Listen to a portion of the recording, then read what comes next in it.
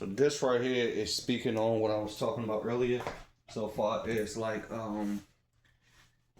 if you had pending charges, this is the page that you will fill out. This is the page that you will fill out if you like answer yes to the questions above.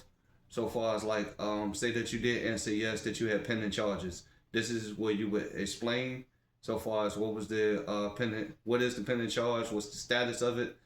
You know, this is speaking on the when I was speaking on about convictions.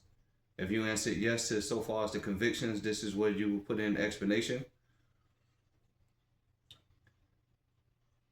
This is speaking on like this section here, this one here, and this one here are all speaking on the mental health. If you like had answered yes to any one of the mental health questions.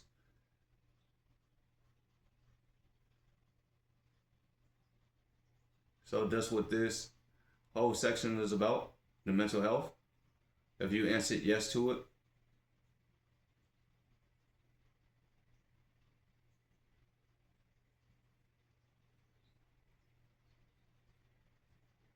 This right here is speaking on like why do they need your social security number, things of that nature. The reason for it is they have to do a background check on you, and it's a lot easier if you have a alien number or a social security number that they can reference to. So far is like for a background check. This is speaking on like for like I spoke on before, residents will go to the circuit court of your locality, and non-residents will have to send your copy of your SP248, which is what this form is, a copy of your concealed weapon certificate saying that you successfully took a class. You will have to send off a set of fingerprints and a passport photo to the address right here for the state police. And they charge $800 for non-residents, and it's $50 for residents. This is speaking on if your application is denied for residents and well, let's speak on residents first. So for a resident, you would appeal to the court, asking for a hearing. You would actually write a letter saying that you want an oral tennis hearing, and the reasoning for it is you was denied your concealed weapon permit. You would like the court to explain to you why was you denied, things of that nature. So then once that's submitted and everything, the court would then put you on the docket. It's recommended that you get a attorney to represent you in court. You don't have to, the choice is yours, but it's recommended to get an attorney. The one that I normally tell people to use is a guy out of Bristol, Virginia, named John Pierce Esquire. Give me a second. After I explain this right here, I'll pull up his information. Also, he's just a lawyer that I've used before and sent other people to use him. For non-residents, you will have to submit the appeal to the state police office, and I'm not sure if you can actually go walk into a courthouse and do the same thing as a resident and ask for a day in court. You probably could, but if I'm not mistaken, I know that a student told me that they was denied in Utah, and Utah got them to write an appeal letter to them, which they reviewed, and they gave them the option to come to Utah from North Carolina all the way to Utah to stand in front of the panel and basically plead their case. They decided not to, but I don't know if Virginia gives that same option, but that was the option that Utah gave.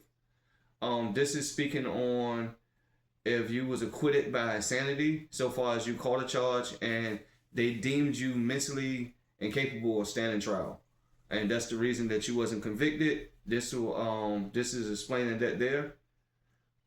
And the use of deadly or lethal force, I don't like going down this rabbit hole due to the fact that it's a case by case scenario, and that'll be more on the court system to deem whether it was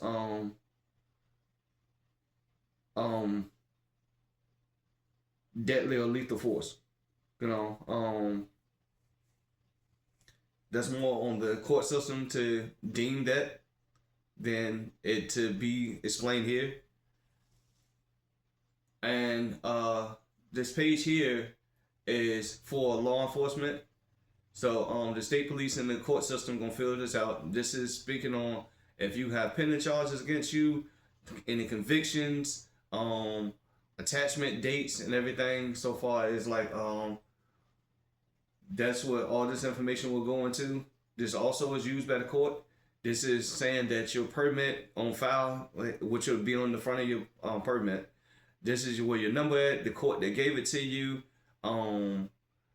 the court system that it was applied to so far as your application. This is the date that it was filed on, and this is when they would speak on whether they gave it to you or they denied you.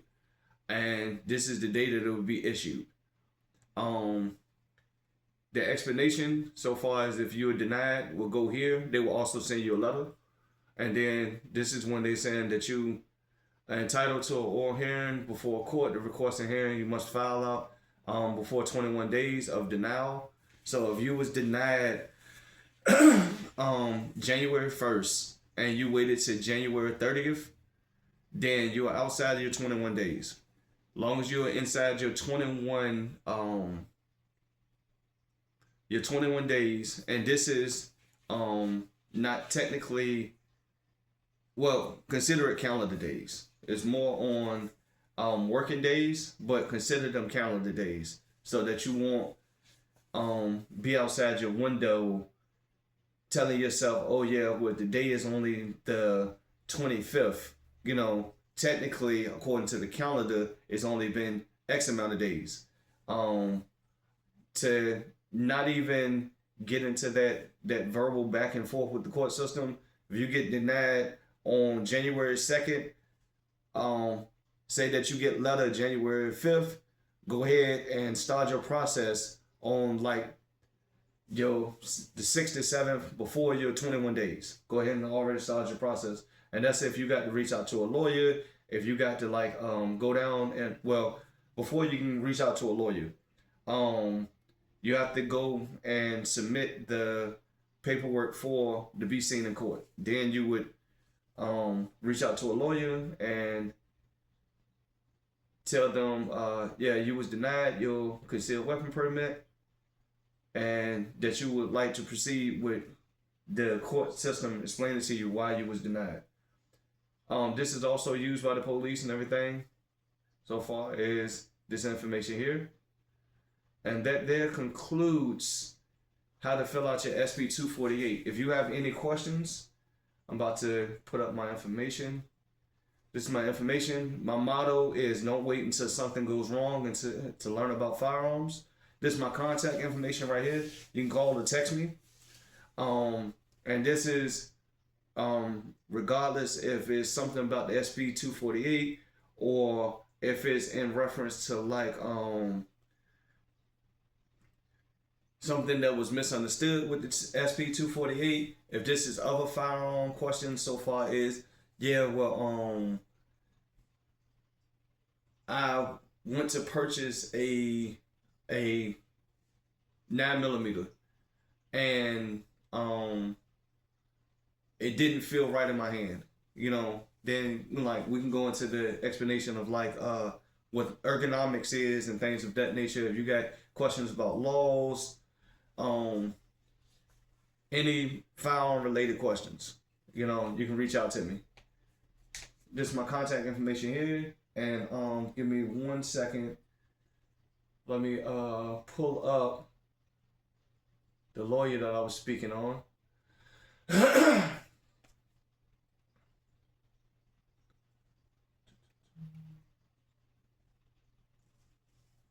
And you don't have to use him. I just I've used him in the past. At the same token, I've sent students to him.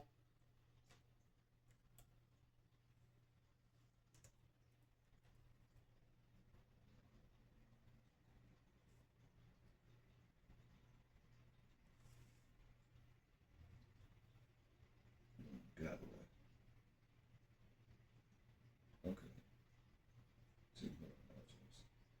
And this is his information right here, so far as his law office and everything. So and also if you like want to get an NFA, which is the National Firearm Act Trust, you can get one of them through them, things of that nature. But you don't have to use Mr. Pierce. These just a recommendation. But you will reach out to a firearms lawyer. You can Google them, and whoever fits your bill is who you would like hire to represent you in court. If you got any other questions or things of that nature, don't hesitate to reach out to me. Once again, I thank you guys for giving me the time to explain the SP248, and be on the lookout for other videos and trainings and everything in the near future.